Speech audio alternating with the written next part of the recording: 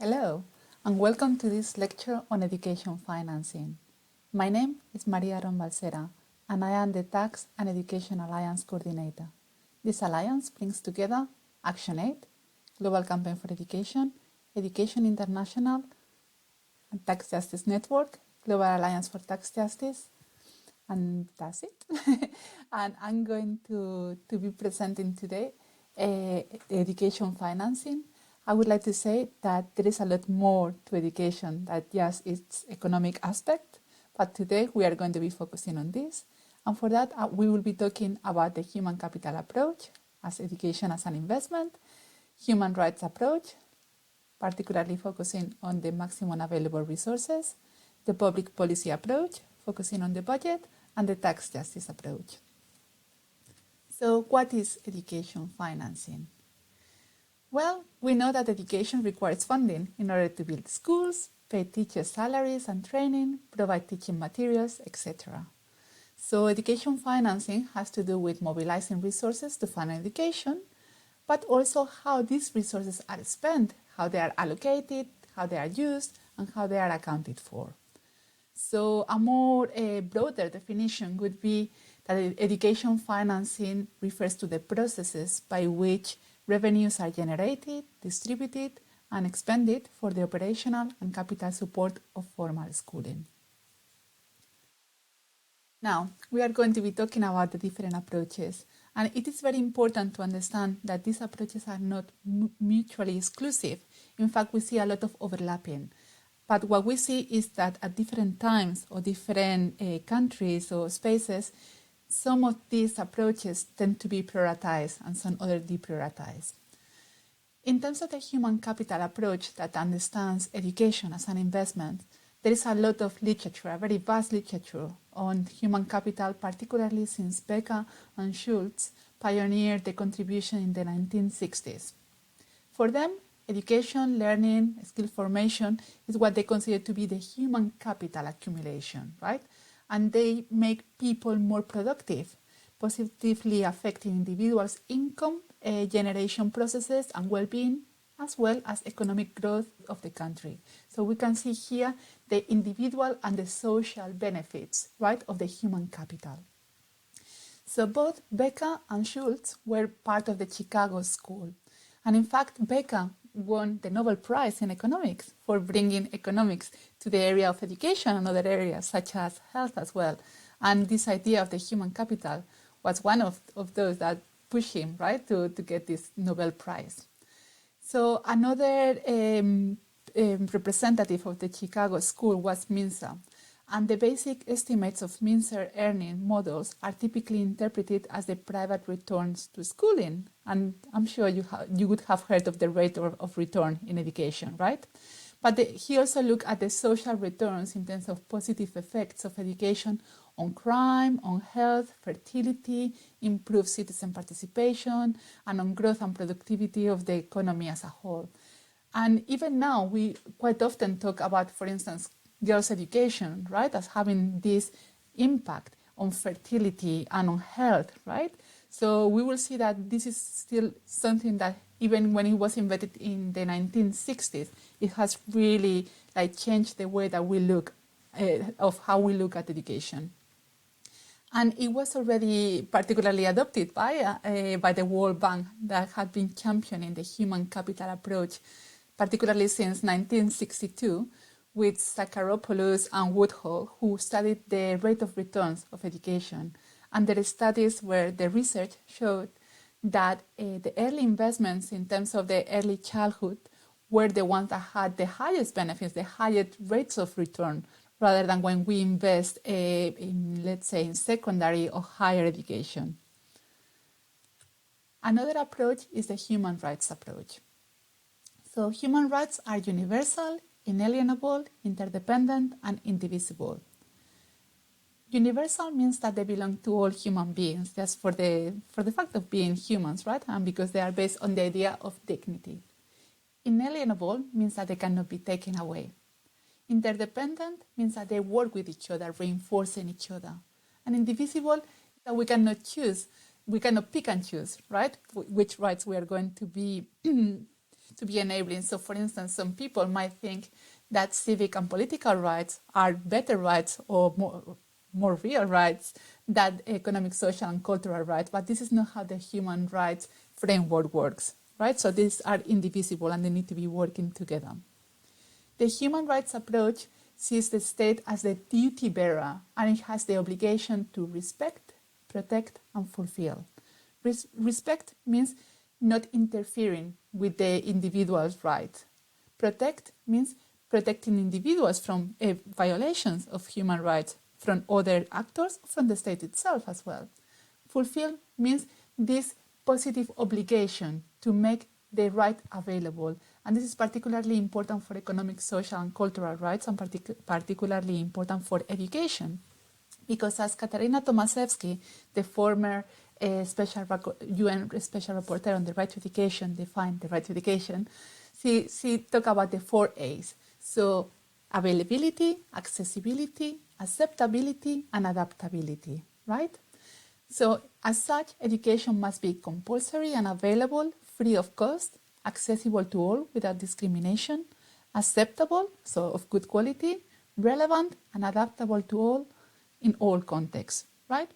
So the human rights-based approach also brings the core obligations of human rights such as non-discrimination, accountability, and participation.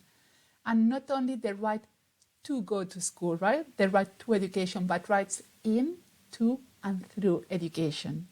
And this needs to be respected and fulfilled in the national, regional, and international human rights standards. Now, how does the human rights approach see education in education financing? So it is about the concept of maximum available resources. So in the Article 2.1 of the International Covenant on Economic, Social, and Cultural Rights, it states that the governments, the states, have the obligation to progressively realize economic and social rights to the maximum of their available resources. Now, this is because the human rights legal framework, because by the way, this is a legally binding treaty, understands that not all states are in the same condition in terms of resources. There is a lot of heterogeneity. So we have some low-income countries, middle-income countries, high-income countries. However, all of them have the obligation to allocate the maximum available resources, and these go beyond the resources that are currently at the government disposal, and they include those that could be potentially mobilized both by the state itself, but also through international development and cooperation. What happens when there are crises, when there are emergencies? So even in the cases of demonstrated inadequacy of resources, the failure of backward steps must be temporary, proportionate, and adequately monitored, and must ensure that the core human rights obligations of non-discrimination, accountability, transparency, and participation are respected. This is, as I said, very particularly important when we are talking about crisis. This could be economic crisis, it could be wars, it could be climate emergencies, because we may see that, for instance, the education budget decreases, right, from previous years, and this would be seen as a retrogression or backward step. But this needs to be temporary and proportionate and ensure that doesn't lead to discrimination of certain groups, right? And this cannot be used, again, the fact that the right to education could be seen as a progressive right in terms of the progressive realization, it cannot be used as an excuse to inaction, right? It cannot be used for lack of action in terms of political will, right? And this is something that the human rights treaty bodies always study when they are reviewing the countries and how they are doing.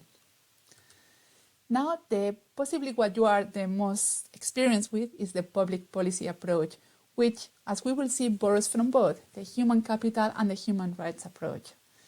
The public policy approach understands education financing as the governmental organizational processes by which revenues are generated, distributed, and expended for the operational and capital support of formal schooling. It involves economics, budgeting, management, law, public policy, and it can be driven by different criteria, such as equity, efficiency, and freedom of choice. So equity would be about smoothing or tackling social inequalities. Efficiency would probably be more linked to the human capital approach, such as investing in those areas that had a higher rate of return. Freedom of choice is normally linked to a neoliberal way of looking at education, right? And seeing the market as a good provider and seeing the state perhaps as a regulator. It also has to balance between the long-term investments, because although education has really high rates of return, we know that this rate of return accrue normally after perhaps even a decade or even more, right? Whereas there are short-term electoral cycles that tend to be between 3, 4, 5 years.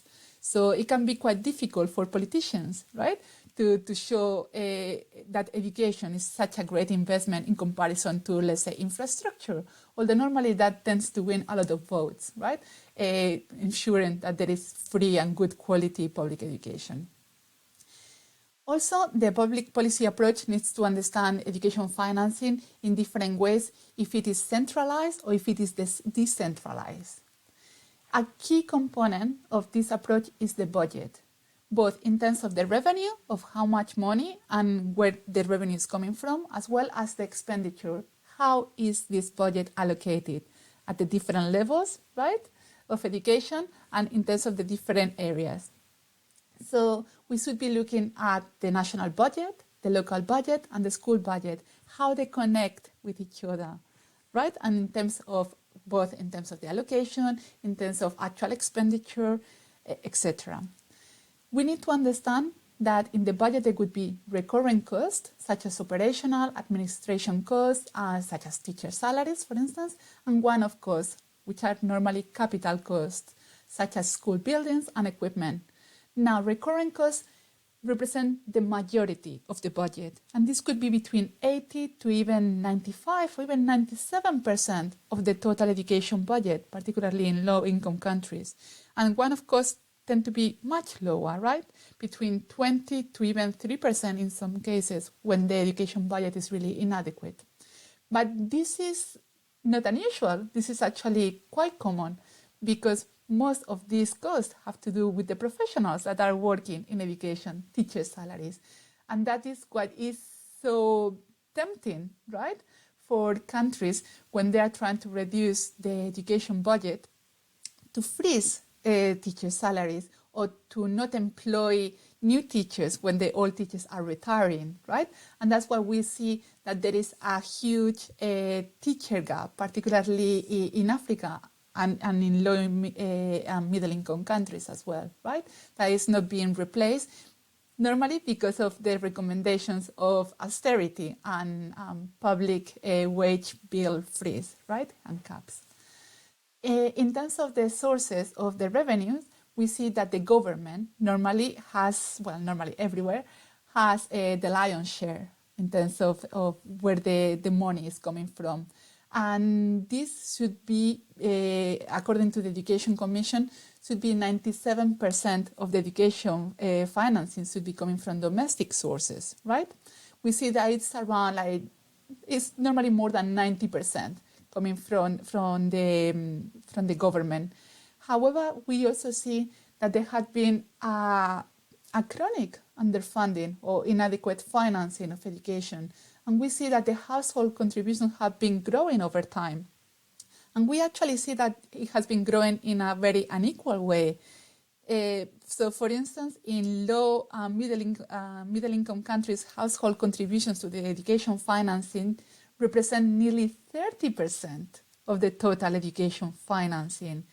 This is something that, even if it is the reality, and some people say that we should be harnessing this, I see it as a very regressive way of financing education, because when we are passing the burden of the education financing to households, many households won't be able to afford sending their children to school.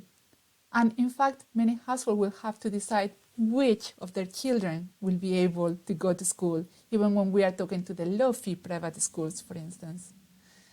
Another source of of education financing is overseas development assistance or international cooperation.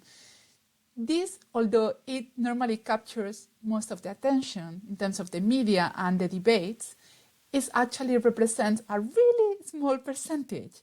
So according to the Education Finance, the Education Commission, it should be around 3%. In most countries, it doesn't represent more than 5%, even in these low and middle income countries. However, it has a lot of power in terms of decision making. We also see that some other sources of financing could be private loans and also just bank loans.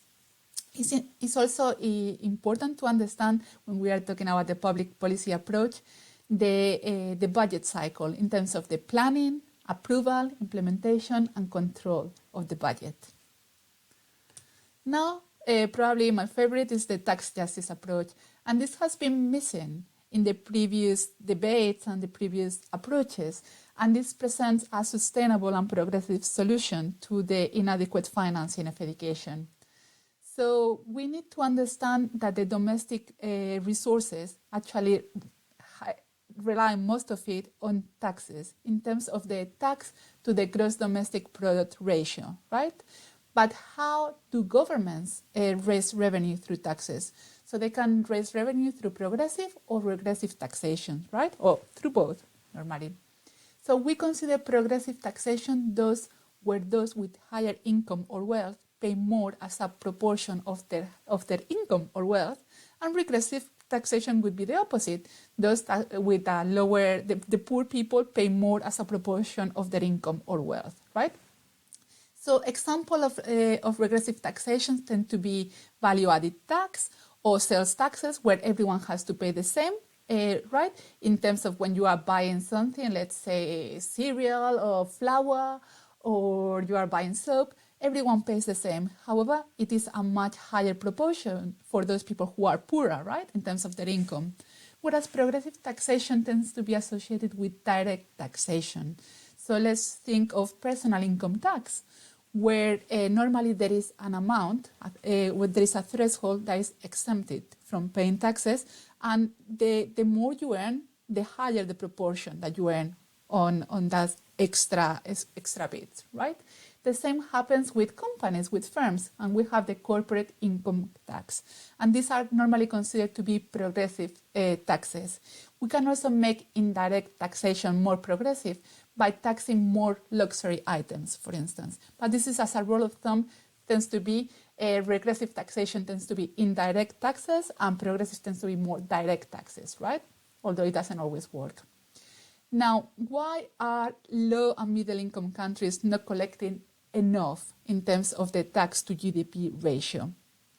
By the way, enough would be less than 20%, and we see that the average tends to be 17%, with some countries not even collecting 10% of tax to GDP. And as Thomas Piketty was talking about, this really limits the functions that governments can perform in that sense, and it has a really high correlation to the quality and availability of public services such as education. So what we see is that tax avoidance, which is legal but morally wrong, taking advantage of loopholes; tax evasion, which is a criminal offense, is illegal; illicit financial flows, which are illicit financial transactions, are what really accounts for most of the reason why these governments are not collecting enough, are not raising enough revenue through taxes. But it is quite difficult to always have this clear-cut definition, right, between or distinctions between avoidance, evasion, and illicit financial flows. And that's why we normally talk about tax abuse. And our partners, the Tax Justice Network, estimates that $483 billion are lost every year in global tax abuse. Of this amount, 312 billion are globally dodged by multinational corporations, and 171 billion are dodged by rich individuals through tax evasion. The latest research shows that $1 out of $4 is lost by corporations actually sending money to tax havens. That's why we need to be looking at tax justice, because we can be looking at the 4 R's of tax justice. Tax justice actually increases revenue in terms of generating sustainable funds for education and other public services. It helps increase redistribution of wealth by curbing vertical and horizontal inequalities, so those between individuals and those between groups. It can help with repricing to limit public bad such as tobacco or alcohol, sugar, or carbon emissions as well. And perhaps most importantly, it strengthens representation, strengthening the social contract. So building healthier democratic processes, recognizing that there is a higher reliance of government spending on tax revenues, which is strongly linked to higher quality governance and political representation. So in a nutshell, tax justice increases sustainability, democratic accountability, governance, transparency, participation, institutional quality, and human rights. And I really like this virtuous circle of education financing in the sense that when countries have an ability to raise higher funds, higher revenue through taxes, they can invest more on education. And this higher allocation to the expenditure to education actually generates more evidence of why taxes are being used in a good way. It also leads to better teaching and learning, improved educational incomes, that in turn results in higher incomes and greater revenue capacity, increasing the tax morale and tax compliance. So as a summary, it's very important when we are looking at education financing, who is paying for what? How much is the percentage of the government of the education financing that is being covered by the government? Is this enough? Is this more than 90%? Less? How much are households contributing? And this should be also studied in terms of the level of education, whether it is primary or whether it is higher education, right? How much is philanthropy contributing? How much is ODA? And how much is this being represented in terms of the media and the discourses, right? What we are saying. So just to recap, I would say again that the household contributions are the most regressive way of financing education, because those who have more money would be able to get better education, and those who cannot afford it would be excluded, right? Then we also need to question who decides in terms of the education financing, both in terms of the revenue and in terms of the expenditure. So we see that traditionally it's the Minister of Finance who has the greatest decision-making power, right? And the Ministry of Education has this secondary role. And these should really be working together a lot more, right? And the Ministry of Finance should be seeing education more as an investment rather than as an expenditure. We see that international financing institutions such as the World Bank and the IMF have a lot of decision-making power. And normally, whenever they are giving loans, this comes with conditions, as we can see here in the cartoon. And quite often, they tend to prescribe austerity or fiscal consolidation, and normally talking about VAT increases that we saw is a very regressive way of collecting taxes. And also public service salary freezes, right? Just ensuring that they don't recruit more teachers or that their salaries are kept at a minimum, right? We also see that donors have a lot of influence even when their contribution to the education financing is tiny, right? In comparison to the government, doesn't tend to represent more than 2, 3, or even 1% in many cases. However, they tend to shape policies through the back door in a very undemocratic way, in a way that is not accountable either. So that's why it's so important to increase the democratic participation. And this is something that the tax justice approach advocates for. When we are talking about education financing, we also need to question what criteria is being used. Is it equity in terms of smoothing social inequalities and increasing equality of opportunity? Is it efficiency, about which investments would bring the highest rate of return? Is it freedom of choice, enabling people to be able to choose in the market, right? What type of education they would like to get for their children? Also, what gets prioritized? Is it the early years? Is it primary, secondary, higher education, vocational education and training? And for this, it's particularly important to study the per capita investment, the per capita expenditure, right, at the different levels of education. And then when we are talking about education financing, it's also important to look at whether most of the expenditure is on public education or whether it's some through public-private partnerships or whether the private education is also being subsidized, right, through direct subsidies or perhaps through tax exemptions. So I hope that you have enjoyed this lecture and thank you very much.